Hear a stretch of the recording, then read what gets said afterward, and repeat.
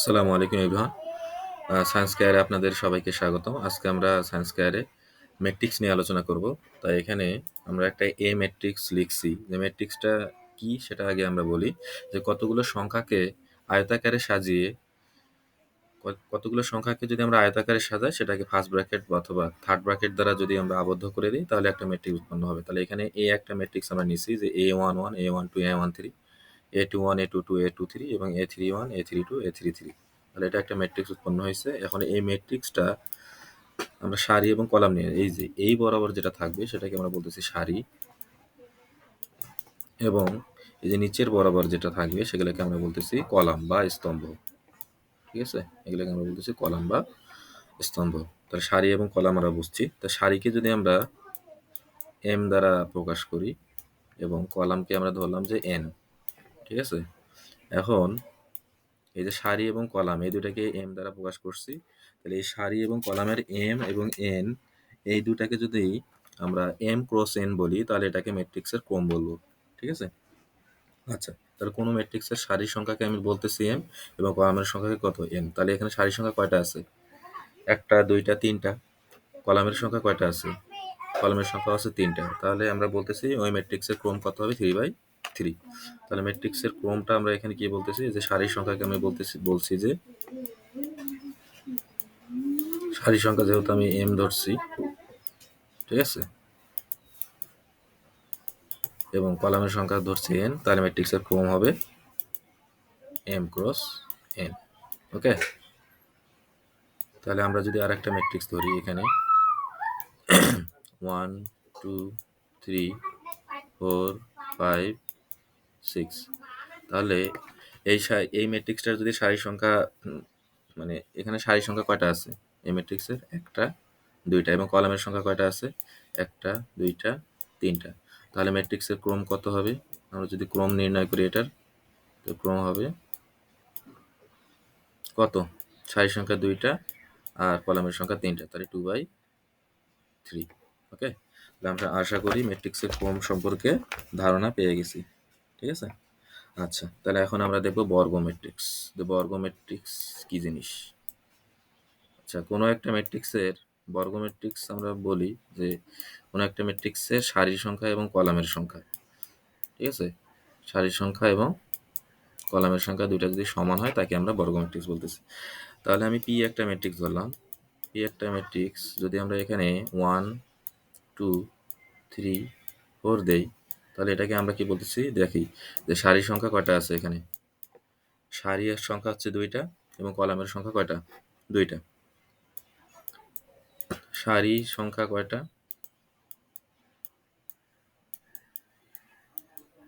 সারির সংখ্যা 2। ঠিক সেমভাবে কলাম সংখ্যা কয়টা দেওয়া আছে?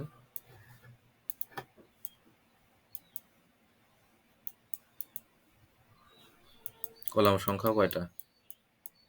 দুইটা। ঠিক আছে, তাহলে সারি সংখ্যা এবং কলামের সংখ্যা পরস্পর সমান। তাহলে এই ম্যাট্রিক্সকে আমরা কি বলতেছি? বর্গ ম্যাট্রিক্স। ঠিক আছে, আচ্ছা।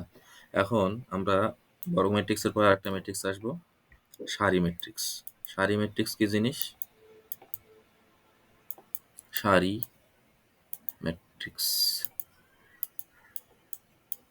ওকে, তো সারি ম্যাট্রিক্স হচ্ছে কোনো একটা ম্যাট্রিক্স যদি এ হয়, এই ম্যাট্রিক্সের যদি সারির সংখ্যা একটা হয়, সংখ্যাগুলো যদি একটা সারিতে থাকে, যেমন 1 2 1 3 5 7, এই যে এই ম্যাট্রিক্সটাকে আমরা বলতেছি সারি ম্যাট্রিক্স। ঠিক সেমভাবে কলাম ম্যাট্রিক্স আমরা কাকে বলবো? এই যে কলাম ম্যাট্রিক্স। তাহলে কলাম ম্যাট্রিক্স কি হবে? যে এই একটা যদি ম্যাট্রিক্স হয়, এই ম্যাট্রিক্সের কলাম বরাবর যদি মানে একটা কলাম যদি থাকে, যে 1 2 3, ঠিক আছে, তাহলে এই ম্যাট্রিক্সকে আমরা বলবো কলাম ম্যাট্রিক্স। আচ্ছা, আমরা আশা করি এই ম্যাট্রিক্সটাও বুঝতে পারছি। এখন আমরা দেখি যে কলাম ম্যাট্রিক্সের পরে আমরা এখন ম্যাট্রিক্সের কর্ণ নিয়ে আলোচনা করব। ম্যাট্রিক্সের কর্ণ। ম্যাট্রিক্সের কর্ণর মধ্যে একটা আছে মুখ্য কর্ণ। হ্যাঁ, আমরা ম্যাট্রিক্সের কর্ণ নিয়ে একটু আলোচনা করি। ম্যাট্রিক্সের কর্ণ নিয়ে কিভাবে আলোচনা করি একটু খেয়াল করো। এ একটা মনে করি ম্যাট্রিক্স আছে। এই ম্যাট্রিক্সটাকে আমি ধরলাম যে A11, A12, A13, তারপরে হচ্ছে A21, A22, A23, তারপরে ধরলাম যে A31, A32, A33। আচ্ছা, কোনো একটা ম্যাট্রিক্সের আমরা মনে রাখবো যে কর্ণ কি জিনিস। কর্ণ হচ্ছে কোনো একটা ভুক্তি আছে, ওই ভুক্তি বরাবর, মনে করি এখানে যে ভুক্তিটা আছে এটা হচ্ছে A11। ওকে, তা ম্যাট্রিক্সের আমরা মুখ্য কর্ণ নিয়ে আলোচনা করতেছি এখন। কোন ম্যাট্রিক্সের প্রথম সারি এবং প্রথম কলাম, এটা হচ্ছে কি প্রথম সারি, এবং এটা প্রথম কলাম। প্রথম সারি এবং প্রথম কলাম বরাবর যে ভুক্তিটা থাকবে, তো প্রথম সারি এবং প্রথম কলাম বরাবর কোন ভুক্তি আছে A11।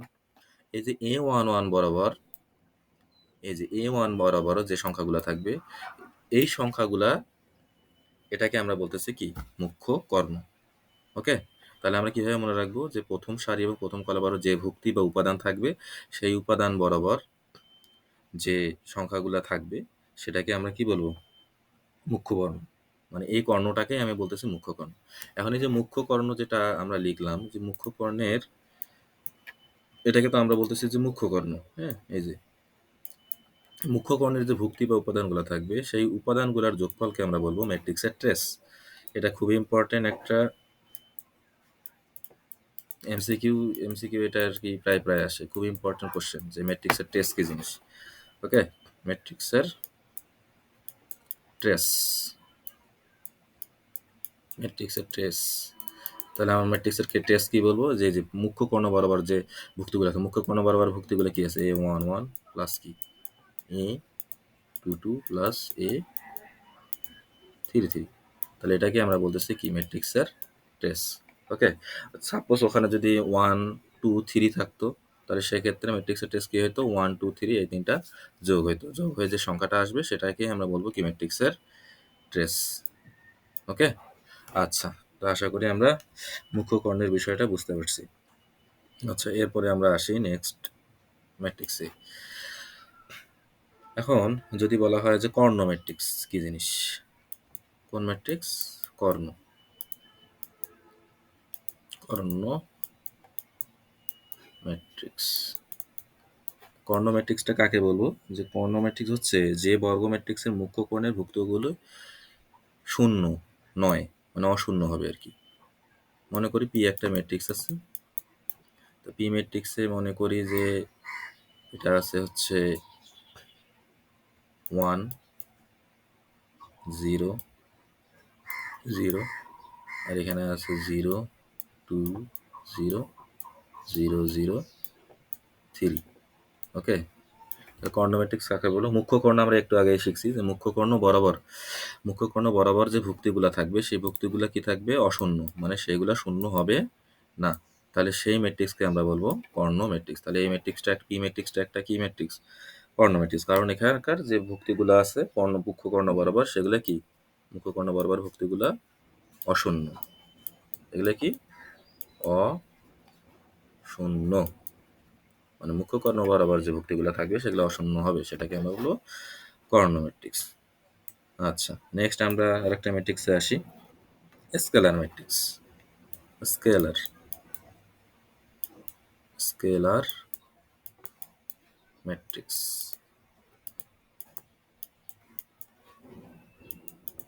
তাহলে স্কেলার ম্যাট্রিক্স আমরা কাকে বলতেছি, স্কেলার ম্যাট্রিক্স আমরা তাকেই বলবো যে মুখ্য কর্ণ বরাবর কোন যে কর্ণ ম্যাট্রিক্সের অশূন্য যে ভুক্তিগুলো থাকবে সেই ভুক্তিগুলা যদি সমান হয় সেটাকে আমরা কি বলবো স্কেলার ম্যাট্রিক্স।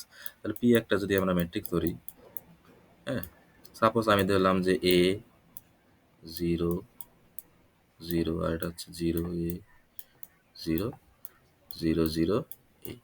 ওকে, তাহলে এই যে মুখ্য কর্ণ বরাবর যে ভুক্তিগুলো আছে সেই ভুক্তিগুলো কি সমান, ঠিক আছে। এটা এই জন্য এই পি ম্যাট্রিক্সটাকে আমরা কি বলতেছি স্কেলার ম্যাট্রিক্স। ওকে, এখন আমরা আর একটা দেখবো যে স্কেলার ম্যাট্রিক্সের পরে অভেদক ম্যাট্রিক্স। অভেদক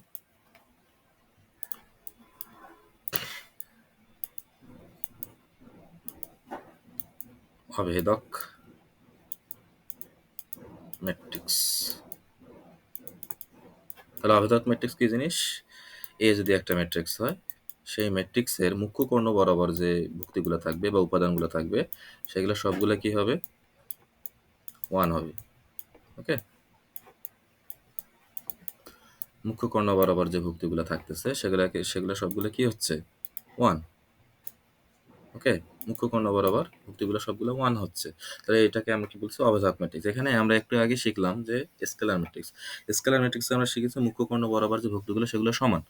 তাহলে এখানে আমরা বলতে পারি যে 1 যেহেতু, তার মানে মুখ্য কর্ণের যে বরাবর যে ভুক্তিগুলো বা উপাদানগুলো আছে সেগুলো সবগুলো 1, তার মানে এগুলো সবগুলো সমান। তাহলে আমরা বলতে পারি যে অভেদক matrix one kind of scalar matrix. Okay, তাহলে আমরা একটা জিনিস মনে রাখবো যে স্কেলার ম্যাট্রিক্স অভেদক নয়, কিন্তু অভেদক ম্যাট্রিক্স কি? Scalar matrix. ওকে, তাহলে এই কথাটা আমরা লিখতে পারি যে সকল অভেদক ম্যাট্রিক্স স্কেলার ম্যাট্রিক্স নয়, মানে স্কেলার ম্যাট্রিক্স সকল আবেদক ম্যাট্রিক্স স্কেলার।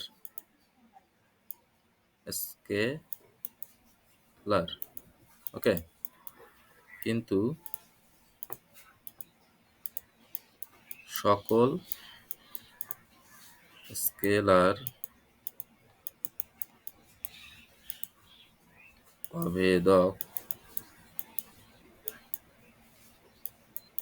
নয়, এটা আমরা বলতে পারি। ওকে, কারণ আমরা বুঝতেই পারতেছি যে অভেদক ম্যাট্রিক্সের সবগুলো কি হবে? 1 হবে। ফির আবার একদিক দিয়ে যদি আমরা চিন্তা করি এটা কি সবগুলো কি সমান। এজন্য আমরা বলতেছি অভেদক matrix one kind of scalar matrix. কিন্তু স্কেলার ম্যাট্রিক্সে আবার অভেদক ম্যাট্রিক্স আমরা বলতে পারবো না, কারণ স্কেলার ম্যাট্রিক্সের সমান, কারণ ওখানে 2 থাকতে পারে, 3ও থাকতে পারে, বা যে কোনো সংখ্যায় থাকতে পারে। ওকে, আচ্ছা, তো আশা করি আমরা অভেদক ম্যাট্রিক্সটা বুঝতে পারছি। এরপরে আমরা দেখব শূন্য ম্যাট্রিক্স।